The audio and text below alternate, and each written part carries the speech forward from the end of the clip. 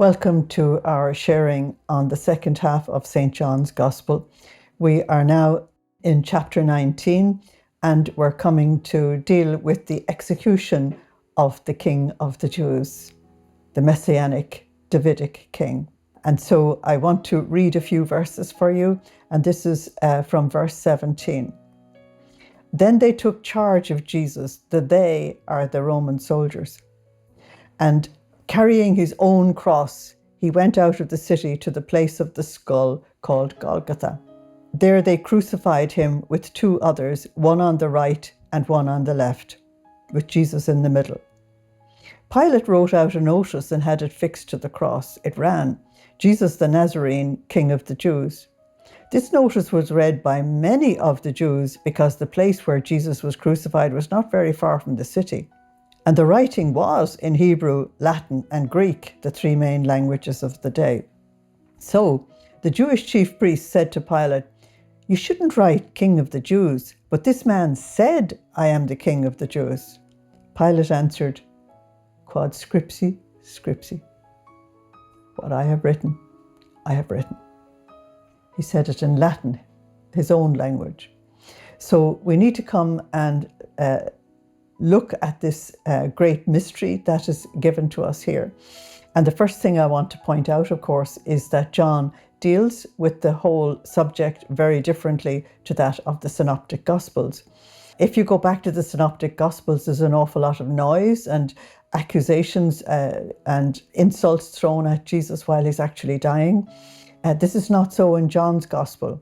John is writing this text 60 years after Christianity has come into existence. So what he wants to do is give you the whole mystery in different scenes, separate scenes, one after the other. And he wants you to contemplate each one. And so he has put a sense of silence and awe into the whole thing. And so he doesn't allow the insults or the terrible noise that would have been there in the actual event. He wants you to see that Jesus is very silent, very controlled, very loving. He never changes who he is. And it's just the sheer heroism that you're looking at. Even if you don't look at it even more deeply, it's just absolutely amazing. John wants you to know, of course, that this is not happening to Jesus in the sense of him being a helpless victim. That is not so. John has told us from the beginning that Jesus is really in charge of these events. For example, back in the supper room in chapter 13, verse 27, he gave permission to his betrayer to go and do whatever he was going to do. In chapter 18, we saw him control his own arrest. He wouldn't surrender until his disciples were free and the people arresting him actually knew who he was. When you look at the trial under Pilate, it actually turned out to be a proclamation of his kingship. And now we're going to see him carrying his own cross like a royal banner. And he will be enthroned on the altar of the cross. And it is his royal enthronement. And John wants you to hear that this is the lifting up of the Son of Man that you've been talked about right from the very beginning of the Gospel of John. And John wants you to remember back in Genesis chapter 22, when Isaac was walking to Mount Moriah with his father Abraham, that Isaac carried the wood of the sacrifice on his shoulders. And here John emphasizes that Jesus carries the wood of the cross on his shoulders. That means that he is cooperating with what is happening, because for him, he is doing this out of absolute 100% obedience to his Father and love for his beloved disciples and all who will believe in him. So John keeps on emphasizing that Jesus is the victim sacrifice for sin and that he is expressing love that has no limits. It's really amazing. John does acknowledge that Jesus died between two malefactors, but he doesn't give you the details that you will find in Luke's gospel. I just want to remind you of something I brought out in the supper room as well, and that is that Jesus dies between the two types of children that you find on the earth. Those who cooperate with the Lord and those who rebel. Those who open up, as the so-called good thief opened up to the grace of Jesus, and those who close themselves off like Judas and the other thief in this mysterious closing of the heart to God, because human beings have free will. So that mystery goes right up to the last moment of Jesus' life. But also the two types of children are in the crowd in front of Jesus as well, because in the crowd there are friends and foes. There are those who believe and those who absolutely reject him. And so that is there all the time. John emphasizes the fact that Pilate is very, very anxious to make this look as if it was a legal event. And so he himself personally wrote out the statement that would have to be put over the cross of Jesus to announce what is going on. And he announced that Jesus of Nazareth is the King of the Jews. And not only that, but he wrote it in the three main languages of the Roman Empire: Hebrew, Greek, and Latin. This means that it is a universal proclamation. Now, Pilate, as a pagan and an unbeliever and someone absolutely lost in the cosmos, the unbelieving world, would have no idea that God was using him because of his position to actually make the world realize that what was going on here is actually a cosmic event. It is not just a man dying on a cross. And this proclamation actually does that. The Sanhedrin, of course, object because they tried to get Pilate to accept that Jesus was a pretender king. So you can't actually make the proclamation that he is a real king. But of course, Pilate has a great need to get back at the Sanhedrin as well. And so the proclamation is there. Now, Pilate doesn't understand part of the proclamation that he has made. Here is the last king of dynasty of David dying on a cross. This means that the dynasty of David is over. It's finished. There will be no more kings of David's line. Jesus was the only living person in Israel who could do that. But John wants you to think of something else, because Jesus is leaving the human dynasty of David to pick up his eternal kingship. And so I just want to remind you again, for the last time in this gospel, about Daniel chapter 7, verses 13 and 14. This time I'll read it for you, because the human Davidic king is dying. The dynasty is over, but the eternal kingship of Christ has begun. I gazed into the visions of the night, and I saw coming on the clouds of heaven one like a son of man. And of course, that was the identity that Jesus gave himself. He came to the one of great age, that is God the Father, and was led into his presence. This is shown very clearly in chapter 4 and 5 of the book of Revelation. And on him was conferred sovereignty, glory, and kingship. Nothing to do with any human stuff or any ephemeral stuff or anything that would pass away. This is eternal. On him was conferred sovereignty, glory, and kingship, and men of all peoples, nations, and languages became his servants. Because we're going to see, as soon as we go into chapter 20, a completely new era has begun, and Jesus is going to be worshipped and believed and praised and served by people from all over the world. It is, in fact, a cosmic event. His sovereignty is an eternal sovereignty which will never pass away, nor will his empire ever be destroyed. That's very interesting in the context that I'm actually using it in, because the Roman Empire was destroyed.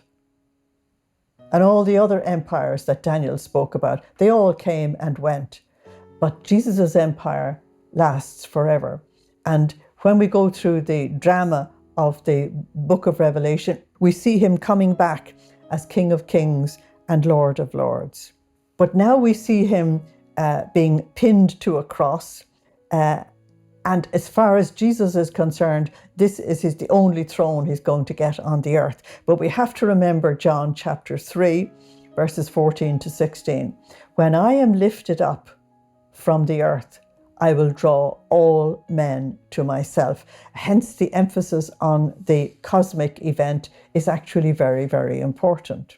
Okay, so let's read 2 more verses for you. When the soldiers had finished crucifying Jesus, they took his clothing and divided it into 4 shares, 1 for each soldier. So there's 4 men in charge of killing this man. His undergarment was seamless, woven in one piece from neck to hem, of course made by his mother. So they said to one another, instead of tearing it, let's throw dice to decide who will have it. And in this way the words of Scripture were fulfilled. They shared out my clothing among them, and they cast lots for my clothes. This is exactly what the soldiers did. When we come, as I said, in John's Gospel to Golgotha, everything is given to us in silence, but given to us in bite sizes. He gives us one thing and then another, one after the other, wanting you to look at it separately from all the rest, so that you would actually enter much more deeply into the reality. So by the time we have arrived here, all the noise of the praetorium and the flurry and all the rest of it is all over. Now we have Jesus stripped a second and final time, because when men were crucified, they were crucified naked, and they were meant to hang there with every dignity removed from them. It was meant to be the total and absolute humiliation of a human being. And I will show you more about this further on. I only want to say it as John says it. As they were stripping Jesus, they found that his undergarment was seamless. Now, that's not the way that people actually made garments in those days. The seamless garment was worn by the high priest. It was part of his consecration. And so what John wants you to look at is that as they strip Jesus, they discover he's dressed as the high priest. So this is the reminder that this is much greater than you think, that this is the sacrifice, and Jesus is the priest, and this is his altar, and this is the first Mass. It is absolutely amazing. Now, it was customary to share out the prisoners' clothing with the soldiers who were actually killing them. And it must have been an awful thing for a dying man to look down and realize he didn't even have clothes. He has nothing, absolutely nothing. Everything is taken away. So Psalm 22, verse 18 said, they have divided my garments among them and cast lots for my clothes. And you'd wonder why the psalm said, they will cast lots for my clothes. So John explains it. It's because Jesus is wearing the high priestly garment. And therefore John wants us to remember that what Jesus said in his priestly prayer in chapter 17, verse 19, that he was consecrating himself as a victim for the sake of his disciples and for the sake of the church. And this was going to be the way that he would release all the captives of Satan, which Isaiah speaks about in chapter 61, verses 1 to 4. After this, then, we come to another very interesting incident, which is only mentioned by John and is not mentioned in the Synoptic Gospels, and that is the conversation, brief but very deep, between Jesus and his mother. So this is verse 25. Near the cross stood his mother and his mother's sister, Mary, the wife of Clopas, and Mary of Magdala. And seeing his mother, that means concentrating upon her as distinct from the other women, and seeing the disciple that he loved near her, because John was standing there protecting Jesus' mother and consoling her and trying to help her. Jesus said to his mother, "Woman, this is your son." And then to the disciple he said, "This is your mother." And from that moment, the disciple made a place for her in his home. Now, this is a much bigger event than just the few words would actually indicate. The scholars have great fun with the statement as to who these women actually are. Depending on how you translate it, there are either 3 women at the foot of the cross or 4. I'm just going to accept that there was 3. You have Mary, the mother of Jesus. Unfortunately, they're all called Mary. You have Mary, the mother of Jesus, the faithful co-redeemer in this great event. And you have Mary, the wife of Clopas, who was a sister-in-law of Jesus' mother. She was a lifelong friend of Jesus' mother, and she was her mainstay and support through everything. This Mary, the wife of Clopas. And yet, almost nothing is said of her in the Gospels. And the other person is Mary of Magdala, the great symbol of spiritual resurrection. You only have to look at Mary of Magdala to see what is on offer to all other sinners for all time. And so you have Jesus' mother, you have her faithful friend and sister-in-law, and you have the symbol of resurrection, which is actually terribly important. So these women are with Jesus.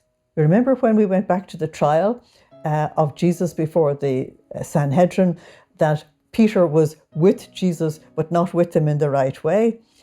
He was merely present. Now, these women are with Jesus actually in the mystery, which is a different subject altogether. These women are not only with him in the mystery, but they form the first adorers of the Lamb at the foot of the cross. They're the first adoration group. They're the ones who represent all people who gather around the cross of Christ or the Eucharist to adore the Lamb of God. These women witness everything. They witness his crucifixion, they witness his death, they witness his burial, and they witness his resurrection. And so these women are extremely important in the gospel narrative and in the witness of the church. They stand in total contrast to the Roman soldiers and the chief priests and all the others who are simply oozing hatred and rejection and violence and scorn at Jesus.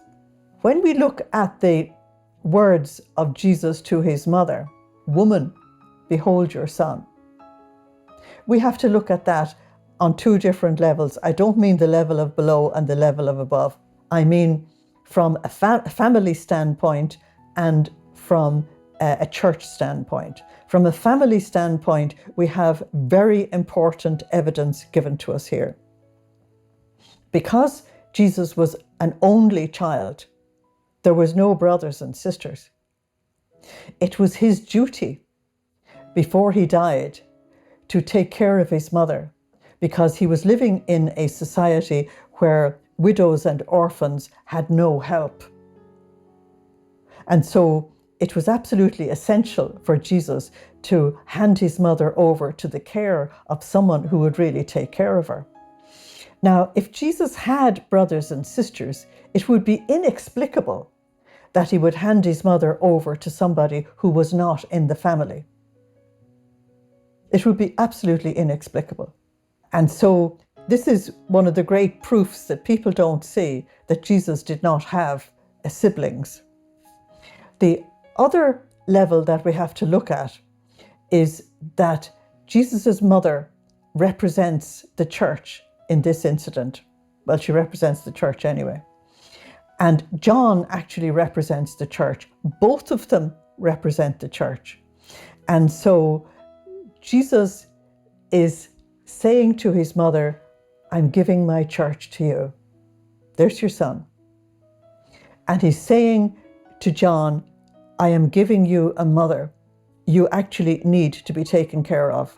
She will take care of you, young church, baby church, in the same way as she took care of me when I was an infant and growing up. And so the function of Mary in the church is actually seen quite clearly. Now, we know from the tradition of the early church that John did in fact take Mary to his home, and he took care of her up to the time that she departed the earth in her Assumption. He did take care of her, and he did take her to Ephesus. And John was in charge of the church in Ephesus, and during that time she actually lived in the same place as John, so he took care of her. But there's something else as well, and that is that the church, represented by John, is told to take Blessed Mother on board, that the church for all time was going to need the mothering that our Blessed Mother would give them. They needed her guidance, they needed her help, and we need it very badly right now. Thank you for listening. Slán agus beannacht dé live. Goodbye. God bless you.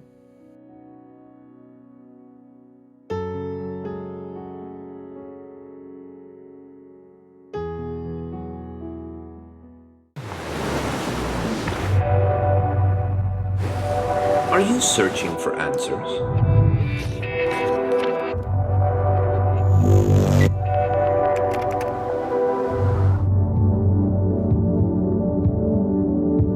Discover your true identity. Stay tuned to Shalom World.